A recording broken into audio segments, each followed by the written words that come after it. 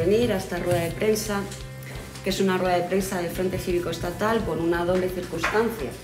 Por un lado, la presencia de Julio Anguita en la ciudad de Murcia, que ayer tarde presentó junto a Carmen Reina el libro Conversaciones sobre la Tercera República, y por otro lado, porque se da la circunstancia de que en Murcia se encuentran dos miembros de la Mesa Estatal, que es el órgano ejecutivo del Frente Cívico.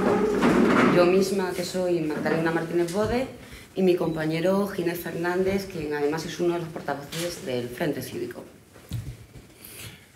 Bueno, pues aprovechando, como decía Mada, de que Julio estaba con nosotros y ayer se presentó el libro Conversaciones sobre la Tercera República, considerábamos oportuno hacer un encuentro con los medios de comunicación desde el ámbito estatal, aunque lo hacemos en Murcia, y poder plantear algunas cuestiones de última actualidad y, sobre todo, apoyar lo que nosotros denominamos este otoño caliente en movilizaciones que se va a conformar en la semana del 16 al 23 de noviembre. Un proceso de movilizaciones que el Frente Cívico ya empezamos a plantear esa necesidad por julio de este año, después de nuestra Asamblea Constituyente, en lo que nosotros llamábamos un proceso de movilización unitaria, contundente y sostenida en el tiempo. Y unitaria porque hasta este momento los colectivos sociales, los sindicatos, los distintos movimientos que protestan contra las políticas de recorte que llaman ajuste, contra el robo de derechos y el empobrecimiento social, generalmente hacen movilizaciones solo de la organización, del colectivo, y nosotros pensamos que así no se le hace daño al poder en este país. El daño se le hace desde una posición unitaria del conjunto de los colectivos y lo que nosotros denominamos golpear juntos, a pesar de las diferencias de aquellos que convoquen y se movilicen juntos.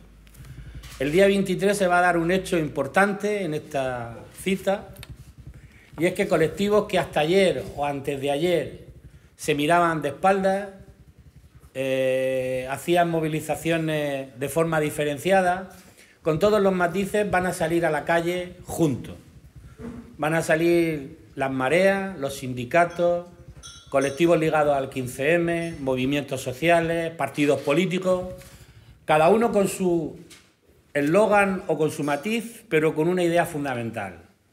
Hay que parar la refundación neoliberal que está planteando el PP y el bipartidismo. Esa refundación que es, como hemos dicho anteriormente, el empobrecimiento social, la sumisión, y para eso están planteando una reforma del Código Penal. Reforma del Código Penal que los demócratas, como les gusta decir a ellos, la gente más consciente, más avanzada, las organizaciones sociales y políticas y sindicales de este país, tienen que combatir porque es amordazar al conjunto de la sociedad para las reformas que quieren hacer ahora y las que quieren hacer en el futuro. Yo no voy a repetir los datos económicos que ya conocéis, 6 millones de parados, 12 millones de pobres, el 40% de los parados no cobran subsidios, todos los días desahucios, gente que se suicida por ello. Ahora se da otra circunstancia, y es que el recorte que hay en la ley de dependencia está significando que muchas personas lleguen a fallecer por ese hecho porque quedan desatendidas. Yo denominaría esta acción de este tipo de políticas criminales, porque no tienen, en referencia, no les dan importancia a la persona, al ciudadano, al conjunto del ser humano. En ese sentido es lo que, no voy a repetir esos datos, pero sí dos hechos que posiblemente hayan pasado desapercibidos para el conjunto de la población. Uno es que la reforma o la ley BER, como se llama, la LOMCE, se va a retrasar en su aplicación. Y se va a retrasar en su aplicación, al igual que lo de las becas Erasmus ha tenido que rectificar el ministro de Educación, porque ha habido movilización en la calle, ha habido presión constante, permanente, con una idea y un objetivo claro. Y es así como se tienen que plantear las cosas. Y el segundo es que ya llevan bastante tiempo el poder o los poderes de este país en una campaña publicitaria para decirnos que el año que viene salimos de la crisis, que esto va bien, que las medidas que se han tomado tienen su efecto. Y esto es como vosotros habéis visto en los bares el cartel que pone hoy no se fía, mañana sí, ¿no? Pues aquí estamos igual. Hoy no, pero mañana saldremos de la crisis. Y ha habido un hecho fundamental que ha tenido que rectificar en su discurso Mariano Rajoy. Uno es que el INE nos ha dado datos de la percepción económica y social que tiene el país y los ciudadanos no se creen, el 85% de los ciudadanos no se creen que estemos saliendo de la crisis. No se creen que el año que viene tengan empleo. No se creen la campaña de publicidad en la que estaba inmerso el gobierno, Botín y Rosell, incluso hasta los propios Borbones. Estaban en una campaña de publicidad en la que han tenido que rectificar. Y por eso Rajoy decía ayer aquello de que no seré yo el que con 6 millones de parados diga que estamos saliendo de la crisis. Eso también se hace con movilización, porque tenemos que, y esas movilizaciones, hacerlas contra la resignación que con esa campaña de publicidad quiere plantear el gobierno. Nosotros desde el Frente Cívico lo que queremos fundamentalmente es ayudar a eso. Somos un colectivo ciudadano, un movimiento ciudadano sin ningún tipo de aspiración política, en la idea de conformar y crear una mayoría social capaz de generar los cambios y el cambio profundo en este país, al sistema neoliberal, a esta dinámica de recorte que están generando lo que yo puedo denominar que socialmente España sea un Estado fallido, porque no puede ser posible que con los porcentajes que hemos dicho anteriormente de paro, de pobreza, de situaciones límite de los ciudadanos, ningún gobernante pueda estar a gusto ni dormir a gusto. Y en eso hemos planteado y apoyamos y somos parte importante en esa movilización unitaria de la Marcha por la Dignidad a Madrid el 22 de marzo de 2013.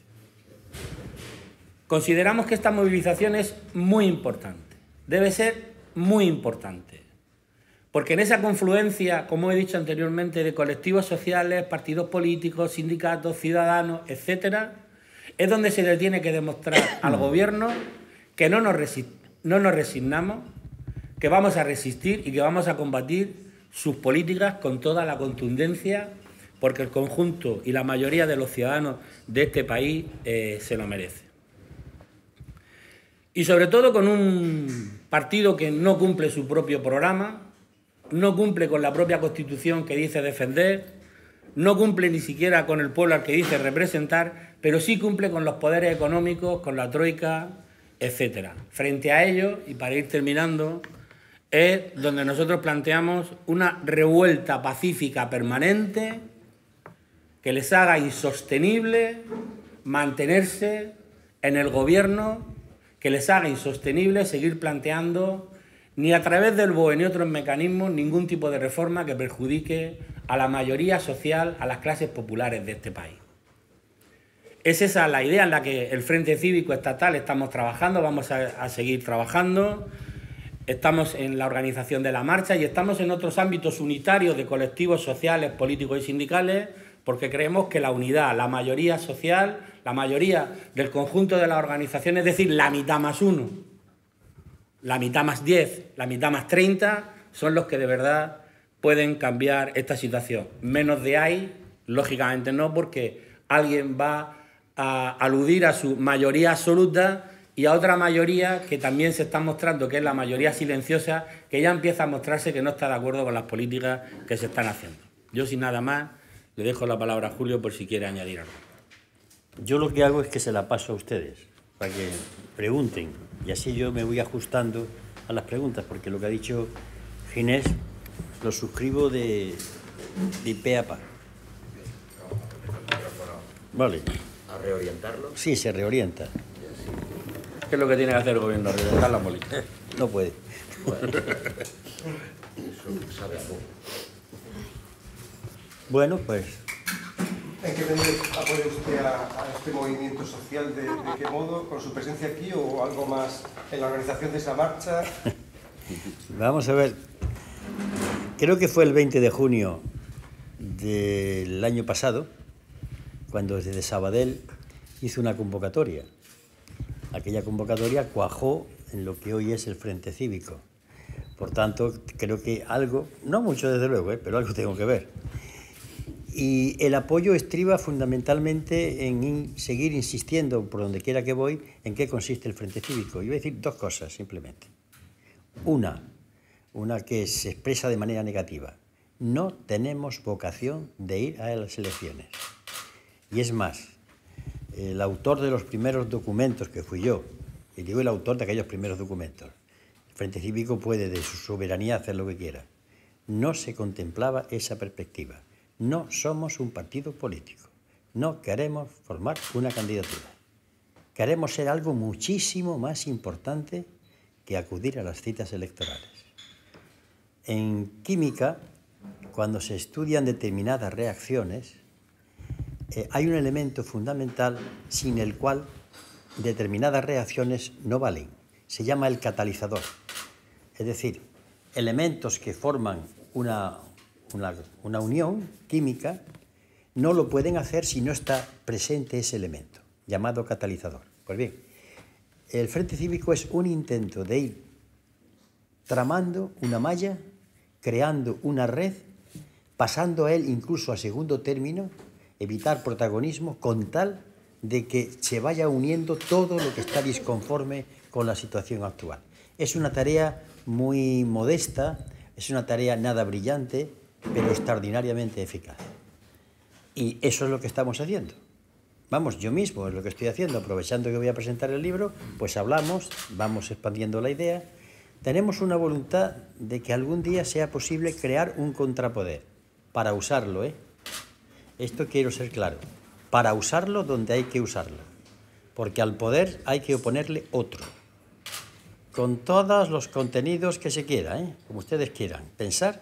El poder hay que ejercerlo, pero para eso hay que crearlo, y crearlo está costando tiempo, pero ya nosotros nos armamos de paciencia desde el inicio. ¿Ustedes quieren ser el catalizador? ¿Cuáles son los elementos químicos de la tabla periódica? Hay dos que parece que son los imprescindibles para la reacción. Pues sí, hay uno que es una situación objetiva. La inmensa mayoría de los españoles y de las españolas está en situación de explotación, de desprecio, de abandono y sobre todo sin perspectiva de futuro, que es lo más duro. 67% de la juventud sin perspectiva de trabajo. Esa es la materia sobre la cual hay que trabajar y con la que hay que trabajar. Ya tenemos uno. Y dos, un proyecto de futuro. Un proyecto de futuro que está incardinado en torno a dos documentos clave. La Declaración de Derechos Humanos, que siempre invito a que se lea despacito, y la Carta de la Tierra. Porque hoy en día no solamente hay que hablar de los derechos de los seres humanos y de los deberes, sino también cuidar por el planeta Tierra, porque cuando este desaparezca, desaparecemos todos. Ya está. La mayoría y un objetivo, un plan. Y ya los mecanismos de lucha, los que sabemos, los que no sabemos y queremos conocer, y los que se presenten. La experiencia del 15M, si algo demostró, fue que se puede diluir una iniciativa ciudadana cuando llega el momento en el que esa iniciativa tiene que tomar el poder. ¿Cómo han pensado ustedes enmendar ese fallo en el proceso químico? Bueno, en mí ha influido mucho el 15M. Yo me he considerado miembro en la medida que estaba de acuerdo con esa nueva visión, esas expectativas, esa capacidad de llamamiento a la gente, totalmente de acuerdo. Pero había un problema en el 15M, que yo creo que no sé si lo estarán tratando. El adversario, lo que tenemos enfrente, está organizado. Y aquí hay que organizarse. Es un poco de ingenuo el pensar que con tener asambleas permanentes en la calle, el tener un lenguaje fresco, el demostrar que la gente puede participar, con eso es suficiente. Ese error se paga. Y en esto quiero insistir.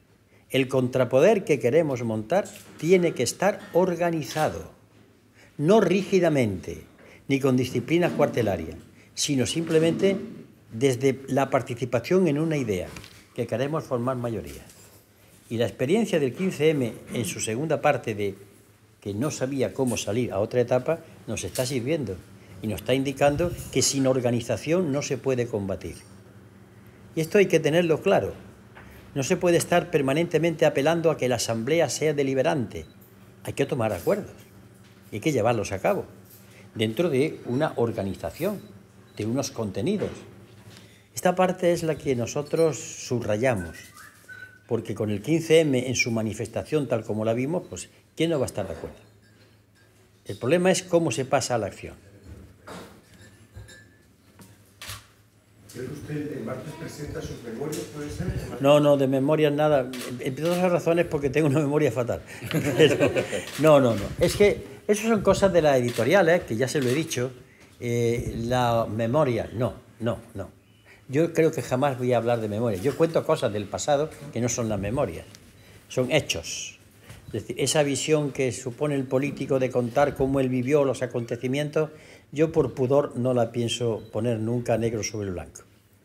Lo que el martes se presenta en Madrid, que se llama Contra la ceguera, el mismo título inspirado en Saramago, está claro, contra la ceguera propia y la ajena. Y centrándome en un tema, lo que está ocurriendo ahora mismo en este país tiene su génesis y su origen en la década de los 90. Lo que pasó en la década de los 90 en estos momentos está dando la cara. Europa, Maastricht. OTAN, invasiones de países, Irak, Yugoslavia, todos los demás países. Falseamiento de la democracia, que ya comienza entonces, está aquí. Entonces, ese libro está hecho desde la narración de una época con documentos que van planteándole a la gente y a mí mismo que hay que dejar de ser ciegos, porque hay una ceguera que lanza el poder con operaciones de tipo distractivo para que la gente no piense. Hay una ceguera que muchas veces la gente se pone porque le da miedo la realidad. Yo creo que la gente sabe en dónde estamos, pero le da miedo y automáticamente se pone la ceguera. Esa ceguera puede ser una anteojera, que puede ser de fútbol, que puede ser de diversiones normales. Tiene miedo. Y en eso se fundamenta el libro. ¿Y qué opina de la coincidencia en el tiempo de la presentación de memorias de casi todos los políticos? Aznar, González, Zapatero dentro de unos días, Bono... La editorial. Hay una veintena de políticos que están presentando estos días memorias. Pues yo creo que es normal. Personas que han tenido responsabilidades. ¿Qué? En bueno, el saco de memorias van a incluirle, aunque usted no quiera... Bueno, pero si a mí, mire usted, a mí donde me incluyan, ¿qué diría yo? Se me da una higa. Porque yo hago las cosas. Después hay unos clichés, no voy a estar peleándome con los clichés ni con los clicheros. Ya cambiarán, porque al final el tiempo da las razones o las quita. Es normal que las personas que han ejercido una función importante, estoy hablando de los presidentes de gobierno, el señor Bono lo ha sido de Castilla-La Mancha, ha sido presidente del Congreso, pues en un momento quieran hacer lo que ellos llaman su aportación al debate que hay ahora. Yo no me extraño. Es más, yo invitaría a que lo hagan otros más, que lo hagan también los banqueros, que nos cuenten los secretos y los grandes empresarios, que nos hablan de sus chanchullos, de sus latrocinios, etcétera, etcétera. Sí, es interesante. Es interesante que la gente escriba. Por lo menos sabemos que esta persona no es iletrada, aunque a veces lo parezca, sino que sabe coger un cálamo y escribir allí. Y es interesante. Vamos, yo veo muy bien. Otra cosa es lo que escriban, que eso ya es otra cosa. Más cuestiones. Bueno, hay que preguntarle por la cosa esta de la supuesta refundación del PSOE, el papel que están jugando en ese proceso antiguos dirigentes también de Izquierda Unida. En fin, ¿cómo ve todo ese proceso? Precisamente en relación con lo que comentaba al inicio, de construir una mayoría, ¿qué parte de ese proceso puede ayudar a la mayoría? ¿Qué parte de ese proceso va en contra de la mayoría? Miren ustedes, permítanme alguna anécdota ya de mi juventud ya perdida hace ya varios siglos. En la España del catolicismo obligatorio, pues se nos obligaba a todos a confesar, a abjurar de nuestros pecados, nos confesaba el cura, comulgábamos y al día siguiente volvíamos a las andadas. Es decir, a volver a pecar. Lo de la refundación del PSOE yo lo incardino dentro de los cuentos de las 1001 noches. Es algo que nunca ha acabado, nunca ha cuajado. Yo conozco esa operación exactamente desde que estoy en Madrid, o estuve en Madrid en el año 1988. Cada X tiempo el PSOE entra en refundación, en reconsideración de su política, en intentar colocar nuevos proyectos estratégicos, sin hablar de qué, porque yo he leído el documento que han publicado. Es un documento, francamente, que no lo mejoraría Groucho Marx, porque no habla absolutamente de nada. Es más, yo desafío a quien quiera que lo podemos leer. No dice nada, nada más que lugares comunes y tópicos. No es ni más ni menos que una operación de tipo electoral y tiene su lógica y son, pues naturalmente, ellos tienen toda la legitimidad para hacerlo, que no se plantea el problema de fondo.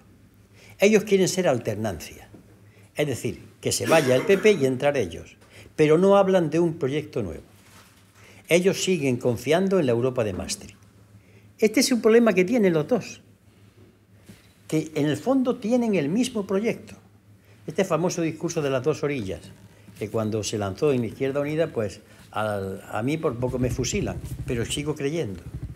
Los dos tienen el mismo proyecto europeo, los dos quieren el euro, los dos quieren la Europa de Maastricht, los dos están de acuerdo con la OTAN. Que entre ellos hay diferencia, obviamente, pero los dos el mismo proyecto. El hecho que mejor lo demuestra es cuando en el año 2011 don José Luis Rodríguez Zapatero llama a don Mariano Rajoy y pactan el cambio de la Constitución, el artículo 135, que pone a su pueblo al pie de los caballos. Es más, lo califiqué así en su momento. Yo a eso le llamo delito de alta traición. Cuando se dice que el pueblo español tiene que pagar primero la deuda a los bancos y después atención a educación, atención a sanidad, eso es traicionar a un pueblo. Lo hicieron los dos. Claro, ¿qué ha hecho el PSOE ahora? Que digo que tienen todo el derecho y yo no me meto en las interioridades. El PSOE quiere remozar su imagen. Hay unas elecciones. Quiere hablar nuevamente de cómo reconquistamos, lo acaban de decir hoy, cómo reconquistamos a la mayoría. Es decir, con movimientos de tipo imaginativo, con frases nuevas, que ya hace falta el relevo, pero eso es lo que es la permanente alternancia, es el bipartidismo. Por tanto, desde mi respeto a lo que hagan, yo eso no lo veo con ningún interés. Y que haya compañeros o excompañeros que hayan favorecido esta operación, forma parte también en ese ritornelo permanente. Así ocurrió en el 80, así ocurrió en los 90, así ocurrió en los 2000. Es decir, no hay nada nuevo sub sole, es lo mismo de siempre. Tuvo varios nombres, Unidad de la Izquierda, Casa Común, lucha contra la derecha, etcétera, etcétera. Pero el producto es el mismo. En esa estrategia de resistencia que plantea el Frente Cívico, ¿cuál es el tamaño del sapo que estaría dispuesto a tragarse? Sí. Quiero decir, si se busca un mínimo denominador en procesos de oposición, el mínimo denominador puede ser de primer nivel o puede estar muy lejos. Vamos a ver, yo voy a plantear las medidas que en su momento se lanzaron desde el Frente Cívico. El salario mínimo, fijado entonces en 1.000 euros, la nacionalización de la banca, la nacionalización de los sectores estratégicos, las transparencias en los canales de distribución y así la reforma de la ley electoral, una ley por la cual no vale lo de la dación por pago, ahí fuimos muy duros. No, es que el que tiene una vivienda no lo echa nadie. Y a continuación, cuando ese ciudadano tenga unos ingresos, ese ciudadano empezará a pagar una cantidad. Pero por lo pronto, por derecho constitucional, y aquí quiero insistir, a mí no me gusta la dación en pago. Ahora, prefiero eso a lo que hay ahora. Nadie se le puede echar de la vivienda. Artículo 47 de la Constitución Española y artículo 24-25 de los 30 que tiene la solemne Declaración de Derechos Humanos. Esas fueron nuestras primeras propuestas. Pero conforme avanzó el tiempo, hemos ido haciendo dos. Una, la deuda ilegítima no se paga. Pero para empezar, no se paga ninguna.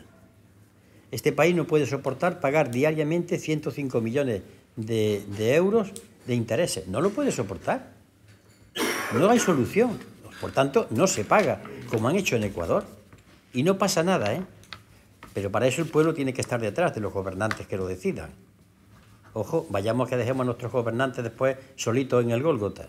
Y otra medida, que es el tema del euro. Salirse del euro.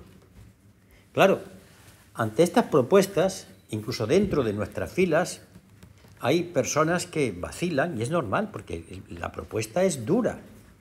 Pero aquí hay que escoger, y permítanme el símil, el enfermo se muere en la cama apagándose diariamente, eso sí, en la cama, o sale a combatir, a salvar su vida. La situación en este país es dramática. Porque hoy mismo he visto en la televisión, he visto a los parlamentarios del PP en Córdoba. Bueno, pues me ha hecho gracia los ministros Montoro, Fátima Báñez, la señora Cospedal. Ya salimos del túnel, ya salimos del túnel. Bueno, seguramente estarán pasando un amplio túnel, una amplia montaña. Pero inmediatamente que ha terminado ese cuento, oigo decir, se cierran las cooperativas de Mondragón, un ERE en tal sitio, otro ERE en tal parte. No salimos del túnel. Simplemente es mentira. Porque ellos tienen los datos que indican que vamos hacia abajo. Otra cosa es que tengan datos que digan, viene dinero del extranjero porque están comprando, se mueve dinero, arriba. Pero la economía forma parte de la sociedad, la gente. Así que esas fueron nuestras propuestas y siguen siendo nuestras propuestas. Son audaces, son duras, pero que me diga alguien si hay otras que puedan paliar la situación. Y le voy a decir por qué. Hay un discurso europeísta que es impecable, mientras sea en el debate académico. Por ejemplo, lo tuve el otro día que escuchar en un debate que tuve. Hombre, es que si nosotros no nos incorporamos a Europa, volverán los viejos demonios familiares de la insolidaridad, nosotros no podemos ir en contra de cómo va el mundo. Perfecto, no le pongo ninguna pega, porque lo formula para un debate académico. Pero cuando se le dice, vale, concreto, ¿qué Europa? ¿A qué Europa te refieres? ¿La Europa de Maastricht, de Ámsterdam, de Niza, del Gran Capital? ¿Esta Europa que está acabando con el empleo? ¿A esa te refieres? Pues con esa no será, ¿no? Será con otra. Ah, pero con esta no. Entonces, cuando entramos en los datos, que alguien me explique a mí qué hace un país como Portugal, España, Italia o Grecia con la misma moneda que Alemania. Eso es un disparate.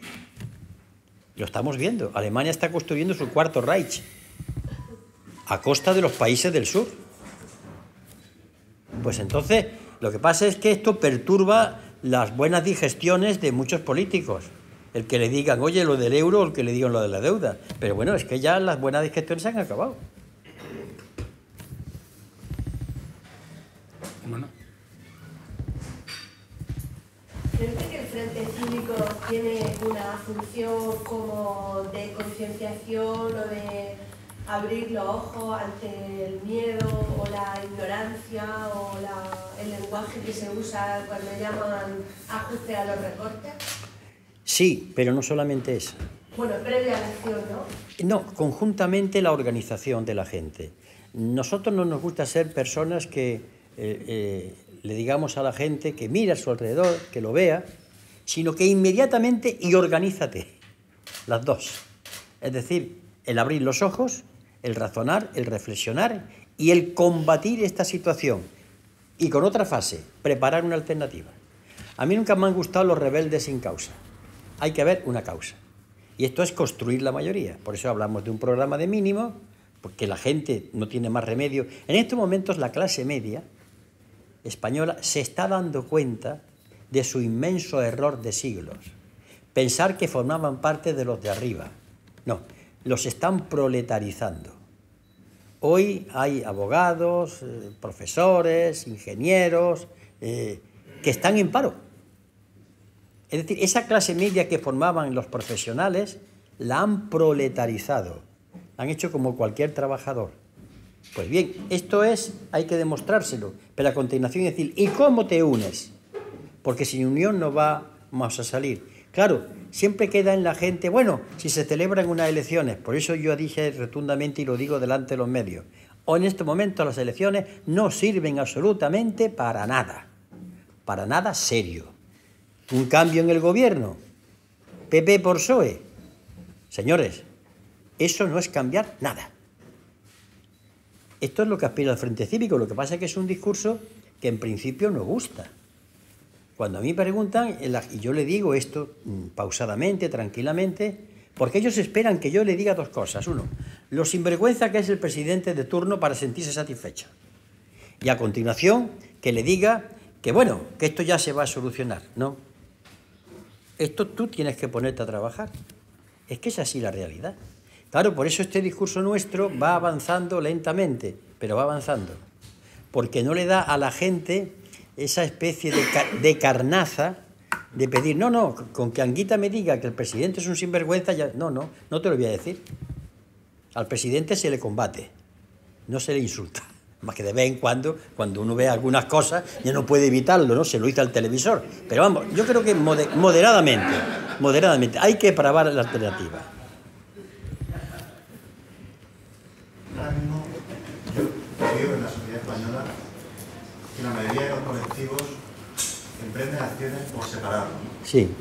Y esto es una tragedia, porque la propia tragedia es que no se pueda sumar las tragedias. ¿En qué puede aportar el Frente Cívico como marco al resto del movimiento? Es que esa es su tarea fundamental. Hay en la izquierda, o diríamos en los movimientos alternativos, y desde la izquierda clásica, un mal. Yo le llamo el narcisismo. Somos todos estupendos. Y nos ponemos estupendos, lanzamos un discurso, hemos hecho una acción a veces heroica, y ya creemos que hemos hecho la revolución. No. Si no, vamos a ver las cosas. ¿Cuántas manifestaciones, concentraciones han ido ustedes donde ha habido más siglas que personas? ¿Así? ¿Cuántas huelgas ha habido? Muchas. ¿Qué se ha conseguido? No estoy uniéndome al discurso derrotista.